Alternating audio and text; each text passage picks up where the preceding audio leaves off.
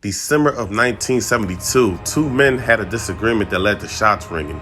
Both men left the scene unharmed. Hours later, one of the men received a knock on their front door. When he peeks through the blinds, a shotgun removed half of his face, killing him right on the spot.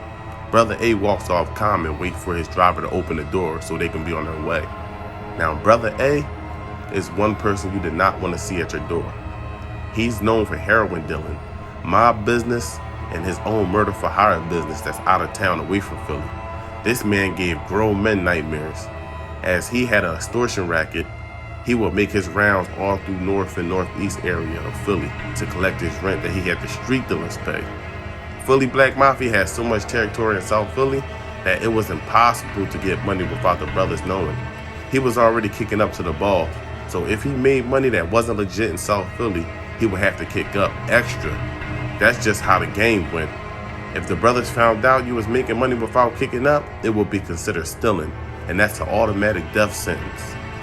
Walter Tillman and Hilton Stroud robbed the West Philly stash house of heroin that belonged to the wrong people. It belonged to the Philly Black Mafia. I mean, the dope wasn't an issue, but the brand couldn't let that go without any repercussions. Brother A was called up to do the job. He was already annoyed that he was missing out on money being stationed in West Philly for a hit, a free hit at that. The Mafia put eyes and ears out in West Philly, and the men were spotted having drinks at the bar. Now, Brother A knew the men would be armed. This was a time when every place didn't check you at the bar. The bar didn't have security everywhere. But Brother A brought along a second shooter and a female to lure the men out the bar, and they would just open fire, with the girl out the way, of course. Now, a couple months later, the girl and the second shooter would be picked up. Brother A would go on a run for 21 months before being caught. He was a big heroin dealer, so he was dealing out Camden. He was dealing out close to New York. I think out in Connecticut. He had connections all over, so he didn't want his money to be stopped. So, of course, he's going on that run. But the FBI will finally find his apartment, and the FBI will surround his home. And, they called his home for him to come out. But Brother A refused. So, as they was sitting outside his apartment, they heard a clicking noise that sounded like it was a machine gun ready to fire. So the agents panicked and just shot through the front door and threw tear gas inside the home. Now, Brother A, he surrendered along with the other men inside the house.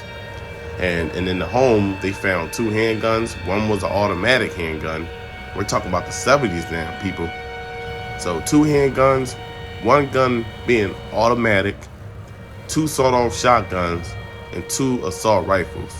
So, of course, they would have shot it out with the cops. They were some cop killers for sure. But, they always convicted with murder.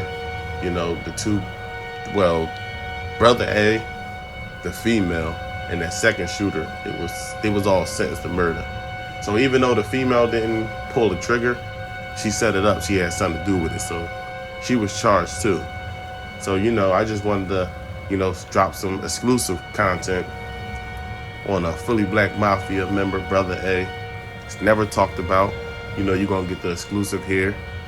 So, that's it for tonight, ladies and gentlemen. I just wanted to drop another exclusive. And, the public will not get this video ever. So I just want to say thanks for showing love and support. We're going to keep the ball rolling. See you next video. I'm out.